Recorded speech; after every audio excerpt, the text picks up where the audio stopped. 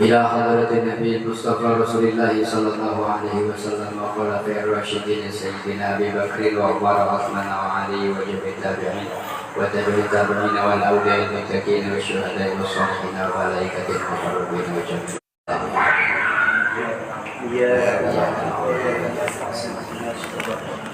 صراط الذين أنعمت عليهم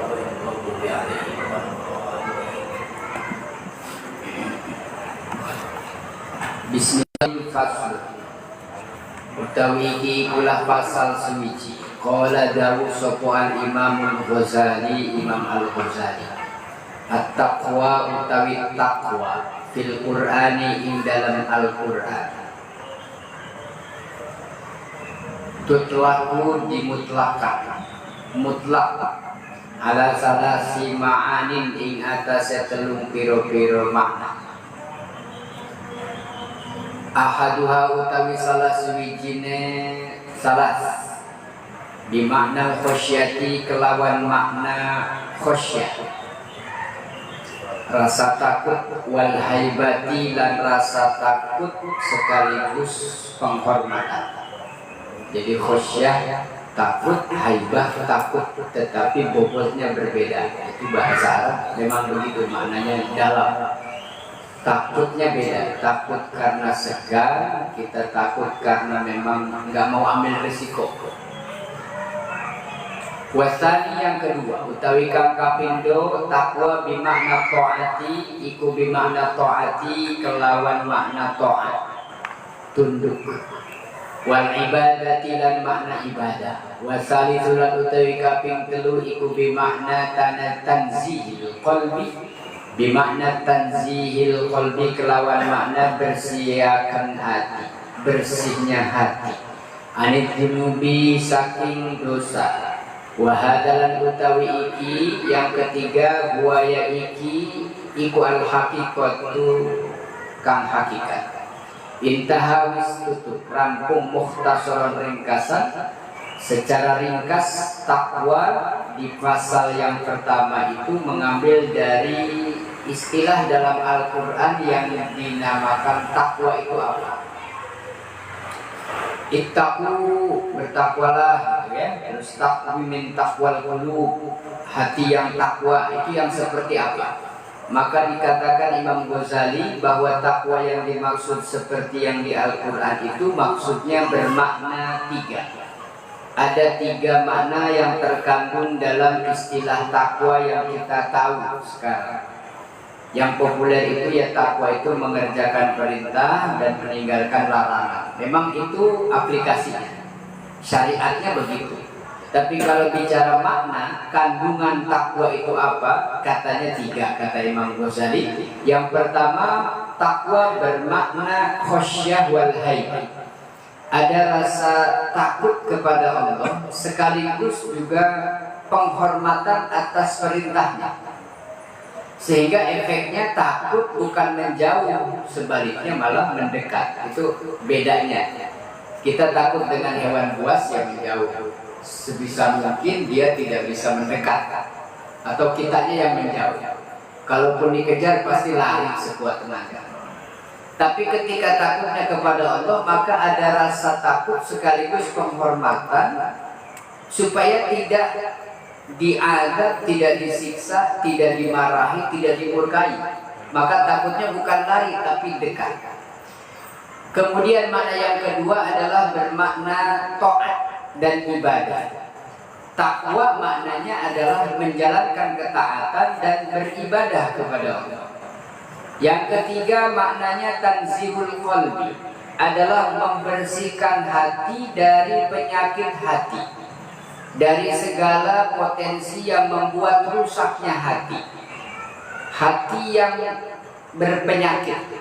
Karena Rasulullah sering juga mengingatkan, sumber dari segala kebaikan dan keburukan perilaku daripada anggota tubuh manusia berawal dari satu gumpalan darah daging, yaitu hati. Jika baik hatinya, maka seluruh amalan anggota tubuhnya baik. Jika sebaliknya, ya buruk. Nah inilah makna yang ketiga, itu adalah hakikat takwa, berarti membersihkan hati dari dosa-dosa. Itu yang diambil hakikat yang ketiga tadi. Kalau yang pertama ya masih bersinggungan dengan syariat, misalnya takut sehingga ketika ada perintah kerjakan. Dan mana yang kedua taat ibadah, meningkatkan amalan ibadah ketaatan apa saja. Tapi dua tujuan itu sampai pada hakikatnya adalah supaya bersih hatinya. Karena kalau hati bersih sesuai, cocok dengan yang Allah panggil nanti di akhirat, masuk ke dalam hambanya Allah adalah hati yang salim, qulubun salimah atau qalbun salim, hati yang selamat. Ya ayyatuhan nafsul mutmainnah irji'i ila rabbiki radiyatan mardiyah fadkhuli fi ibadi wadkhuli jannati. Yang dipanggil diseru sama Allah di akhirat adalah jiwa-jiwanya yang tenang. Yang tenang ini bukan nggak peduli gitu, bukan yang cuek, tapi yang dia hidup dengan tenang. Kenapa? Tidak ada masalah sama Allah saya, baik-baik aja hubungan saya sama Allah. Berarti kan tenang. Suatu saat sahabat bertanya, A'rab itu dari pedalaman yang kalau tanya itu simple dan to the point. Ya kalau dibilang adabnya kurang, ya namanya orang jauh dari Rasul, jarang ketemu Rasul, jarang dengar nasihat, tapi taat. Menjalankan apa saja yang kalau kata Rasul begitu, dijalankan aja. Nggak pakai banyak tanya, nggak pakai mikir. Datanglah ke Rasul dengan simpel bertanya, ya Rasul, siapa nanti yang kalau di akhirat kita dibangkitkan lalu dihisabkan, disidang? Itu yang nyidangnya siapa? Ada berapa hakimnya? Iya kan? Penuntut, jaksa penuntut umumnya siapa? Itu ditanya sama orang itu ke Rasul, yang menyidang siapa di akhirat? Rasul jawab, ya Allah. Yang menyidangnya Allah, yang menghakimi Allah. Nah dia tiba-tiba tersenyum setelah dijawab begitu. Lalu pamit, ya Rasul terima kasih, sambil senyum-senyum, ketawa-tawa sumringah pula. Jadi Rasul yang malah bingung, orang kenapa? Mas, bentar. Mak, kalian apa? Maksudnya gimana kok? Tadi tanya begitu terus nggak ada reaksi apa, kita cuma senyum-senyum sambil pulang. Ternyata jawabannya ma'rifat. Oh, hakikat. Tinggi sekali. Karena dia jawab apa? Ya Allah, ya Rasul, katanya kalau begitu saya senang. Kenapa? Hubungan saya sama Allah baik-baik aja. Wah, kan pede luar biasa kan? Nah itu maksudnya orang yang tenang itu orang yang takwanya dijaga, nggak banyak aneh-aneh, sehingga apa? Mereka itu la khaufun wa lahum yahzanun. Tidak ada khawatir, tidak ada kesedihan, ketakutan. Tinggal jawab apa ada. Yang punya harta ditanya sama Allah, ada ya Allah, saya punya harta Pak. Saya kerja dari jalan yang halal dan saya tasarrufkan kepada jalan fisabilillah yang halal sesuai dengan perintahmu ya Allah. Banyak. Cek aja silahkan. Tenang jawabnya.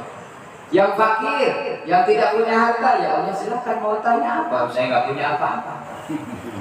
Jadi gimana ini ya Allah? Ya sudah, masuk aja ke surga. Nggak ada hisab, apa yang berhisab? Sholat tapi kan sholat ya udah aman gitu. Ibadahnya, takwanya dijaga. Jadi maksudnya contoh tadi itu orang yang menjalankan takwa dari berbagai sudut pandang makna takwa, silahkan kita amalkan mana yang menurut kita nih posisi saya, level saya ada di mana. Apakah takwa saya masih yang penting saya ada rasa takut ke Allah sehingga peka kalau ada suara panggilan langsung gercep, takut. Kalau kita orang lagi di hutan camping ada suara auman harimau itu langsung peka, kupingnya langsung cari berlindung. Gimana kalau dia kesini cari keselamatan, gimana cara? Ada tipikal masih level itu silahkan. Ada lagi yang dimakna ibadah dan taat. Saya mah gak usah takut, yang penting mah taat aja. Apa yang ditakuti? Orang saya diciptakan buat ibadah, kata Allah ibadah. Gak ada rasa takut karena surga, karena neraka, gak ada. Yang penting saya jalankan taat sudah.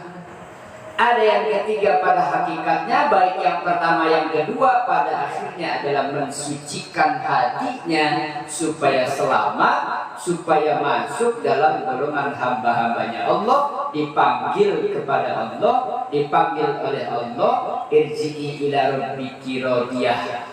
Ila rabbiki radiyah itu artinya kembalinya, masuknya ke golongan kembali pulang kepada Allah, radiyah, kitanya dalam keadaan ridho, rela. Mardiyah. Nah, radiyatan mardiyah berarti kitanya rela, statusnya diridhoi oleh Allahnya juga rela. Jadi kembali kepadaku, ya Allah dosa saya banyak, gak apa-apa, yang penting saya kembali. Udah minta ampun, sudah ya Allah. Diampuni apa tidak? Saya nggak tahu. Tapi kau yang mengampuni saya. Ikhlas, dosanya banyak, sini mau ketemu, ikhlas ya Allah. Rela mau diapain aja, pasrah saya. Habis gimana gak bisa diulang ya Allah. Yang udah saya pikir udah kali Allah Maha Pengampun gitu. Makanya ada yang masuk surga karena husnuzon sama Allah. Itu husnuzon aja. Karena gini Pak, saya juga nggak hanya baca sendiri dari sini. Saya juga sering dengerin pengajian, masih sampai sekarang. Ada kiai saya pengajian rutin maghrib, yang live saya tonton, dengerin. Ada pasaran sekarang pulang ini nih, saya masih bisa dengerin pengajian pasaran. Sehingga semacam ada diisi ulang. Saya menyampaikan, tapi saya juga menerima. Sehingga ada yang mungkin saya kepikiran, ada yang saya lupa, yang kemudian ingat. Bahwasanya ada yang kemudian kita melaksanakan ibadah itu kepada Allah Subhanahu wa Ta'ala, yang kita sendiri tuh nggak ngerti ini diterima apa enggak, benar apa enggak, mau pede ditakut terlalu pede, mau enggak pede ya habis gimana masa yang kita tinggalin deh. Nah ternyata rahmat dan azab itu haknya Allah. Jadi rahmat dan azab, siksa itu haknya Allah. Mau kasih ke siapa ya lima yasha. Wa yaghfir lima yasha. Allah ampuni siapa saja yang Allah mau ampuni. Allah tidak lihat dosa berapa banyak, tetapi ada enggak gertek hatinya pingin supaya diampuni oleh Allah. Maka menjadi penting meminta ampun kepada Allah karena Allah perintah itu saja. Nah maka rahmat Allah yang luas, murka Allah juga yang maha murka.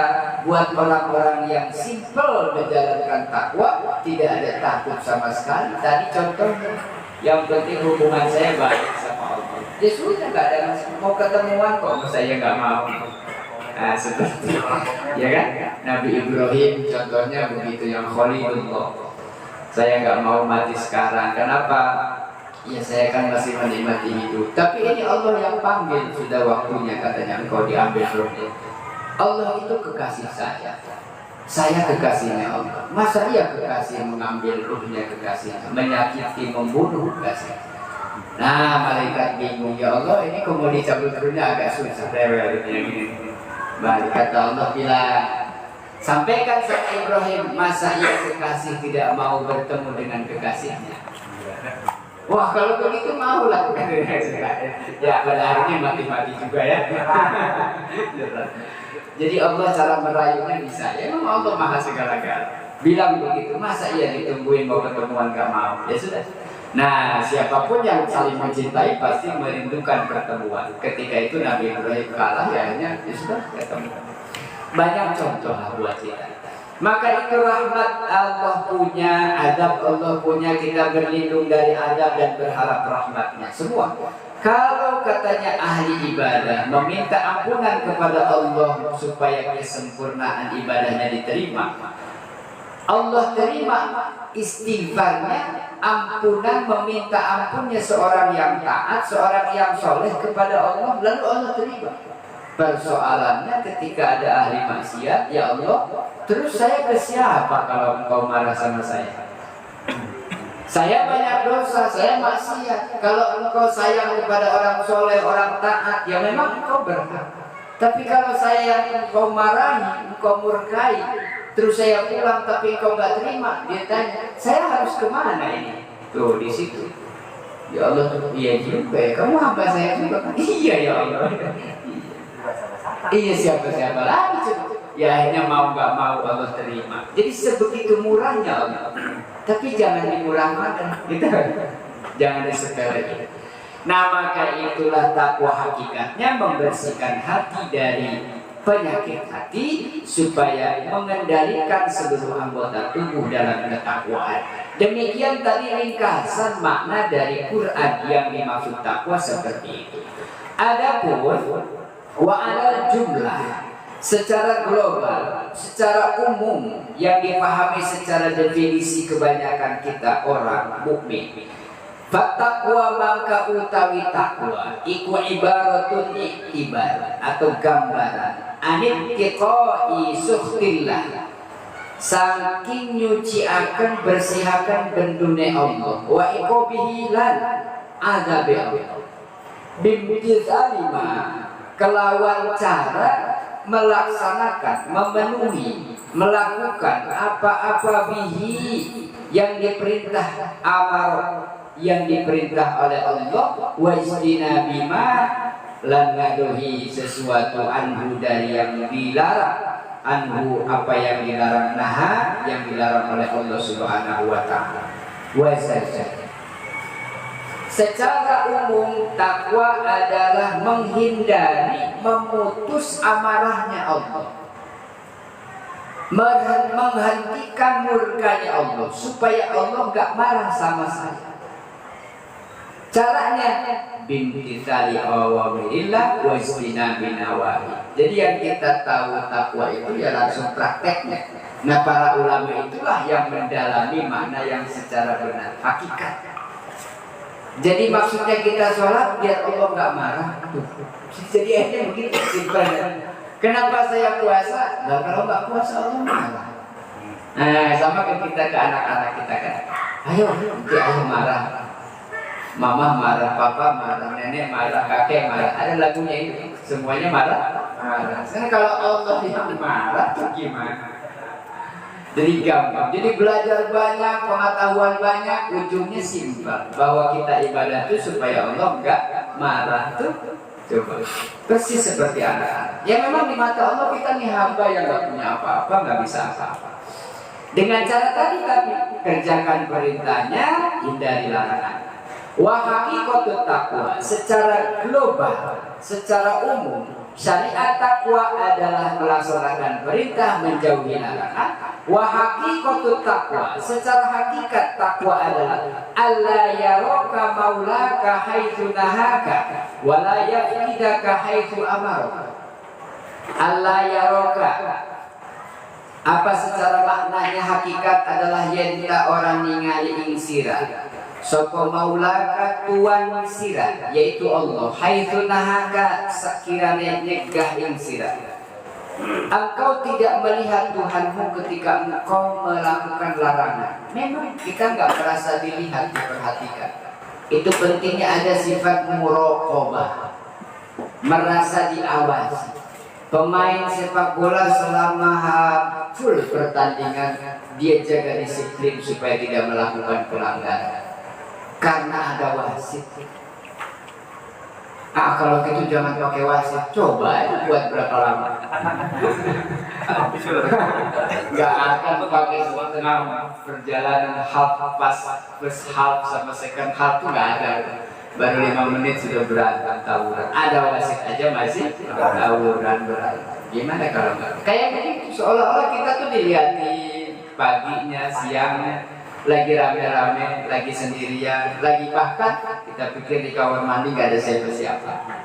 Allah lihatin, kamu ngapain itu lama-lama? Ya kira-kira. Ya kalau ini ada kepekaan rasa hati yang, ya bahasa yang kemarin dihikam itu, ada nggak kasyaf gitu maksudnya? Tanda-tanda bahwa kita itu transparan sama Allah. Saya melihat dan Allah melihat. Gimana kalau misalnya lihat-lihatan gitu? Itu nanti makna ihsan. Nah, maka hakikat takwa adalah engkau tidak melihat Tuhanmu ketika engkau melakukan yang dilarang. Emang gak lihat, makanya kok bisa orang nyaman melakukan maksiat. Lah, nggak yang tahu ini, ya kan? hanya saking udah kelewat kufur ucapannya. Ya tapi Allah kan tahu. Ya Allah kalau tahu juga nggak bilang-bilang. Coba itu. Bisa menyanyikan orang. Wala yafkidaka haitsu amaraka, dan la yafkidaka tidak tersepi, tidak berarti Allah tidak melihat. Allah pasti lihat. Ketika Allah memerintahkan amal ibadah, diperintah takwa, lalu kita menjalankan perintah itu, ya Allah lihat. Artinya jangan khawatir, nggak dicatat. Sudah pasti dicatat. Sudah pasti yang baik ya dibalas baik, yang buruk dibalas buruk, catatannya ada, penyimpanannya tidak pernah over. Mau ditaruh di mana simpanan, ya memang itu Allah Maha Kuasa. Maka disebut dengan Lauhul Mahfuz, itu semuanya dijaga, tidak ada yang bisa membocorkan. Nanti ditanya semua, dihisab, hitungannya ada. Mau secara survei, mau secara quick count, mau secara real count, dan hitungan amal jelas. Nanti pas disebut sahabat itu, ya Allah kalau dosa banyak, saya banyak banget dosanya. Ini baru apa? Quick count. Real count-nya lebih banyak dosanya. Oh itu banyak. Nah jadi akhirnya curang ini malaikat yang nyatet. Masa iya malaikat? Untung malaikat yang nyatet. Coba kalau yang nyatetnya misalnya KPU misalnya gitu ya. Bawaslu kita nggak tahu. Nah ini contohnya. Kan kita nggak, kalau orang ada potensi, tapi malaikat nggak ada kepentingan karena sudah dekat sama Pak Ustadz, malaikat cincai gitu, nggak bisa. Kebanyakan. Nah itu kan dibuktikan ada Rasulullah ketika Isra Mi'raj melihat satu pemandangan yang sangat mengagetkan Rasul. Ada orang yang sedang menjulurkan lidahnya, kemudian digunting sendiri, dijulurkan lagi dia gunting teriak, dijulurkan lagi utuh balik. Ditanya, engkau ini siapa? Na'muruna 'anil ma'ruf wa nati wa naha. Apa itu? Saya perintah orang untuk berbuat kebaikan, tetapi saya tidak berbuat kebaikan. Saya larang orang tidak berbuat buruk, kejahatan, saya malah melakukan. Karena di Quran itu disebutkan, antum ta'muruna bil ma'ruf wa tanhauna 'anil munkar wa tansawna anfusakum wa tatluna kitab. Itu sementara kita tahu, kita baca kitabnya, kita ngerti ilmunya, kok bisa nyuruh orang berbuat baik, kitanya tidak berbuat baik. Itu bukti bahwa catatan malaikat, malah para penceramah, para asatidz, para ulama, para kiai, kalau salah-salah mengamalkan dakwah, catatan ada, dan itu Rasul lihat langsung efek akibat daripada orang-orang berdakwah tapi lupa pada diri sendiri. Nah itulah yang dimaksud dalam pasal pertama tadi. Imam Ghazali menceritakan secara ringkas makna daripada takwa 3, lalu secara global makna takwa adalah ibarat, gambaran supaya orang melaksanakan perintah, menjauhi larangan karena dasar supaya meredam amarahnya Allah. Hakikatnya takwa adalah supaya kita ihsan, muncul sifat muraqabah. Faslun utawi iki kula fasal suwiji wa qad alimtu lan teman-teman ngawruhi sapa isun ulul qulub ing wong kang sapa alimat qad alimat teman-teman ngawruhi sapa ulul qulub kang den paringi ati-ati as-salimah kang selamat.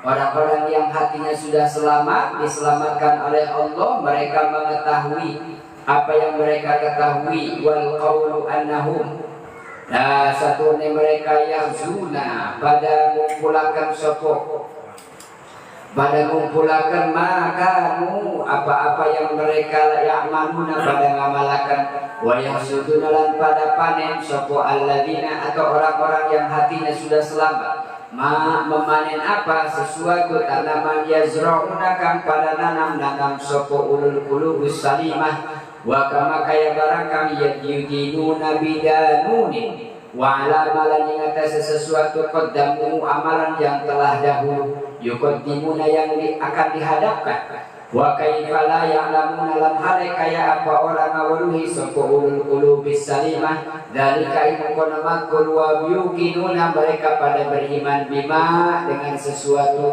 hunalika yang ada wa hum yasma'una mereka mendengar semua ma apa-apa bihi yu'minuna maka itu mereka beriman wa yusaddiquna lan pada benerakan min qaulillahil muhkam saking dawuh Allah wa hadits nabiyhi dan hadis kanjeng Nabi Muhammad sallallahu alaihi wasallam ma yujabul ilmu apa yang diwajibkan al yakini yang diwajibkan al ilmul yakini ilmul yakin al qatfu kang megot liman maringong kang nawarokang menerangi nawarokang meninari memberikan cahaya sapa Allah Gusti Allah qalbahu ing atine man wa syarhalan beberakan benggangaken meluaskan melapangkan sapa Allah sadrahu ing dadae man fahdor maka hadir apa fahdor maka hadir sira qalbaka ing ate sira wasihun hale nyimak mendengarkan nenglengaken tu mendengarkan dengan seksama biudunaika kelawan kedua telinga sira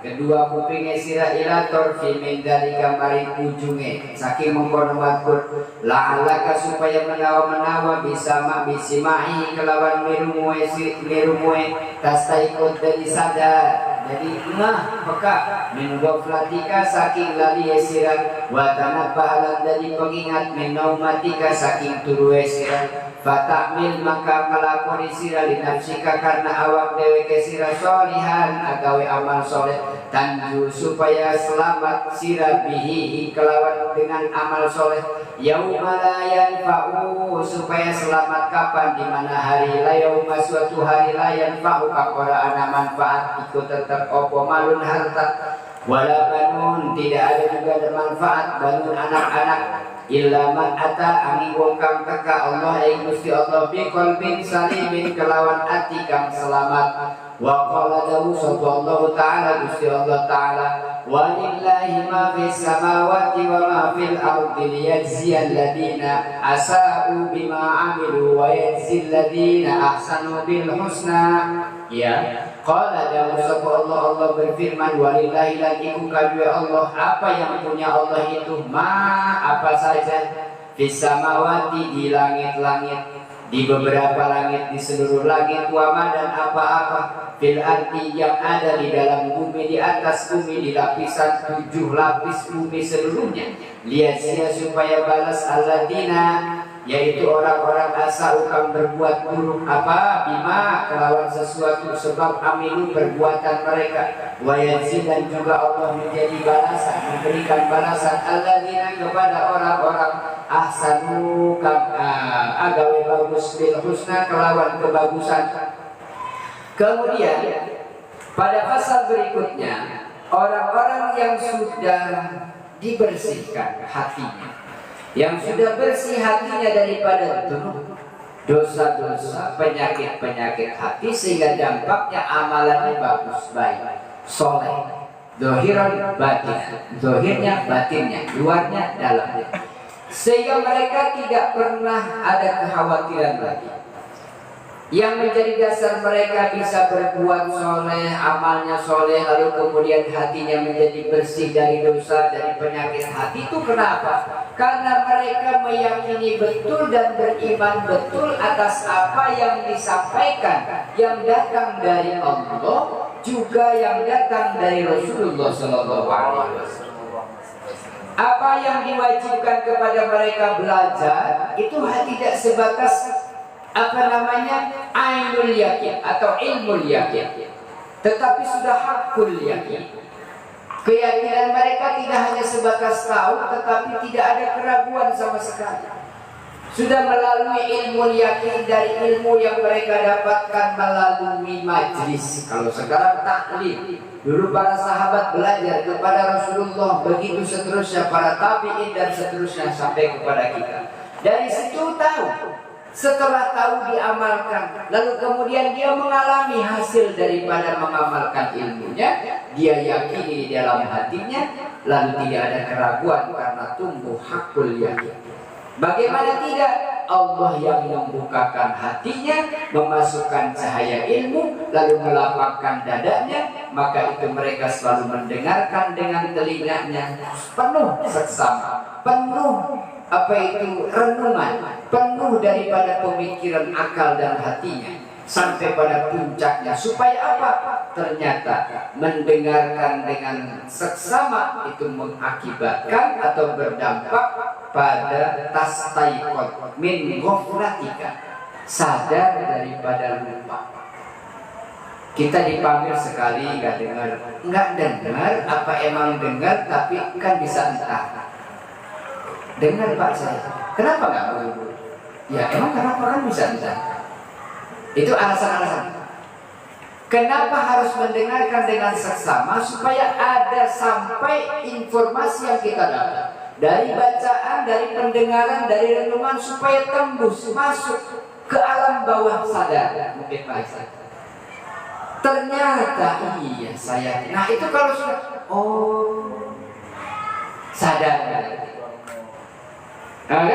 Nah maka ada nasihat kata para ulama, kalau disampaikan hanya dari mulut, lidah, lisan yang tidak bertulang, yang peribahasa orang bisa berkata-kata apa saja, itu bisa diterima dengan telinga sehingga muncul padanannya, masuk kanan, keluar kiri. Yang ini enggak. Para ulama sufi, para ulama, para kekasihnya Allah yang sudah bersih hatinya dari penyakit, mereka mendengarkan sampai titik sadar.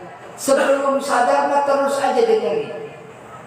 Yang kita baca surat Ar-Rahman, Al-Mulk misalnya, Yasin di headset nih, didengerin tiap hari. Tapi apakah sudah sampai pada titik kesadaran? Emang apa sih itu surat yang dibaca? Isinya apa sih? Enak Pak, enak banget kalau saya dengerin suara lagu apa itu, nadanya ini, baca suratnya ini tuh enak. Enaknya tuh gimana? Enak mana sama tari, enak sama dangdut gitu? Enak mana sama pop rock? Ya kira-kira kalau bicaranya enak berarti kan selera. Nah kalau selera bisa beda-beda. Tapi Quran itu Allah jadikan sama. Dibacanya bagaimana nada lagunya, tapi nyesek itu masuk ke hati. Ada yang nyinggung terang-terangan Allah kepada kita. Ada yang agak sindir-sindir begitu. Kita lagi sholat, imamnya baca begini, Ara'aital ladzi yukadzibu biddin, sampai pada ayat fawailul lil musallin. Kita yang ngerti artinya nih, gue celaka juga gimana ceritanya ini. Emang gak ada surat lain imam? Ya itu imamnya juga baca itu kan lagi sholat. Katanya dia apa? Kata imam, celakalah orang-orang yang sholat. Nah ini kan lagi sholat. Bayangin gimana yang gak sholat gitu kan. Itu berarti tembus. Sadar yang dibaca ini itu maksudnya ini. Yang dibaca idza jaa nasrullahi wal fath. Ketika datang pertolongan dari Allah terjadi pada Fathu Makkah, wa ra'aitan nasa yadkhuluna fi dinillahi afwaja. Ketika datang pertolongan Allah, setelah berapa lama Rasul sabar? Dari Makkah berdakwah, diisolasi, ditekan, dihujat, dibully, dipersulit, ditutup akses perdagangan, ekonomi, dibiarkan kelaparan, bahkan kalau bisa mati semua lah yang ikut Muhammad katanya. Rasul sabar, pindah ke Taif, bukan dapat pelayanan baik, malah sebaliknya makin parah. Lalu ke Madinah, berapa lama Rasul bersabar di Madinah, lalu sampai pada waktunya Fathu Makkah, kembali setelah 13 tahun kurang lebih nih. Ja'a nasrullah, datanglah pertolongan Allah. Jadi harus melalui proses. Memang gak bisa Rasul jangan dikasih ujian. Ya bisa aja, tapi nanti buat contoh kita gimana? Nah, 13 tahun dulu Pak, oh gitu. Saya pengen kayak Nabi Nuh, 800 tahun dulu, enggak. 20 tahun, 30 tahun, baru setahun, 2 tahun, susah jamaah orang sini baru setahun gitu, 2 tahun. Lalu berdoa kepada Allah, ya Allah, habiskan dan sisa. Buras termasuk di situ, ada teman kita juga ya, ada saudara kita, ada orang tua kita, suruh dihabisin. Lupa bahwa Nabi Nuh itu ketika berdoa itu ada anak-anaknya. Ya Allah, habiskan semua kecuali anak saya. Kalau gitu gak. kagak aja. Kan melawan kata Allah bukan dari ahli baitku. Nah itu hubungan antar keluarga berdasarkan iman. Nah maka orang-orang yang sudah salim hatinya, mereka mendengarkan, telinganya menjadi peka, penglihatannya menjadi peka, mendengarkan supaya sadar dari lalai, mengingatkan dari tidurnya yang panjang. Kemudian supaya apa? Mereka melakukan semua begitu katanya nasihat kepada kita. Fata'mila li nafsika sholihan, supaya engkau selamat, tanju bihi yauma la yanfa'u malun wala banun illa man atallahu biqalbin salim.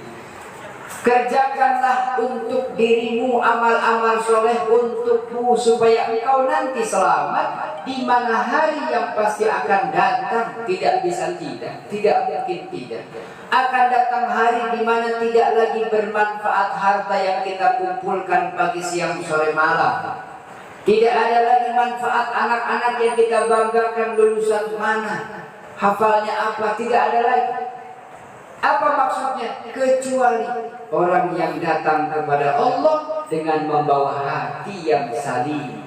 Salim itu sehat, selamat dari segala apa yang celaka, sedikit pun, apapun bentuknya. Lalu Allah menguatkan, mengingatkan, walillahi ma fis samawati wa ma fil ardh, dan bagi Allah atau milik Allah apa yang di langit. Mau lari ke langit keberapa yang punya Allah, mumpet di lapis bumi ketujuh seperti antarjat, ya? Lapisan keberapa? Keempat. Kalau di wayang-wayang itu ada antarjat, tinggalnya di bawah tanah, lapisan keempat. Itu adanya Gatot Kaca, kakak. Coba mau ceritain. Ini nggak goreng jadi. Itu mau dilapis berapa? Ketemu dan punya Allah, mau kemana? Lillahi ma fis samawati wa ma fil ardh. Tetapi Allah nanti pastikan orang-orang yang berbuat buruk akan dibalas buruk sebab amal buruknya. Bukan karena Allah marah kepada makhluknya, enggak. Karena amalnya sendiri. Begitupun yang berbuat baik, Allah pasti akan balas dengan kebaikan. Ahsanu bil husna. Kebaikan akan dibalas kebaikan. Itu yang tadi di awal disebutkan. Mereka akan menanam apa yang mereka menuai, memanen apa yang mereka tanam di masa lalu. Mendengarkan dari Allah, mendengarkan dari Rasul, mereka kemudian amalkan, dan nanti pada waktunya sampai waktunya menuai, waktunya memanen besar. Wa qala ta'ala, Allah juga mengatakan anna laisa lil insan. Wa qala lahu sallallahu ta'ala wa anna laisa lil insan, dan satu benih orang ana lil insani kadue manusia illa ma angin sesuatu saat kang lumaku sapa insan wa inna sa'yahu sawfa yara summa yajzahul jazaa illa wa fi anna ila rabbikal muntaha. Allah menyatakan lagi, sesungguhnya tidak ada satupun manusia akan datang kepada Allah membawa apa bekalnya kecuali apa yang mereka sudah kumpulkan waktu di dunia. Datang bawa apa sesuai dengan apa yang kita kumpulkan hari ini. Yang hartanya banyak akan bawa hartanya ke hadapan Allah. Kalau yang takwa tadi sudah tenang aja, ditanya rumah dari mana, halal jalannya, halal ya Allah, dipakai apa rumahnya, dipakai apa motornya, mobil, semua yang ada ditanya, jawab dengan tenang. Sahabat Utsman juga kaya raya, datang ke Allah ditanya, jawab. Nabi Sulaiman juga kaya, ditanya sama Allah, jawab dengan tenang. Asal bener, nggak usah takut, kayak gitu. Nah itu yang takut nanti kalau ini di apa itu OTT. Nah, operasi tangkap tangan. Nah, ketahuan kan dari ini gak ada gitu malaikat. Enggak, benar serius. Iya. Ya, ketahuan. Cium tuh, saksinya ada, semuanya ada lengkap, gak bisa nolak, gak bisa ngeles. Nah itu kemudian datang mereka kepada Allah atas apa yang mereka lakukan di masa lalu.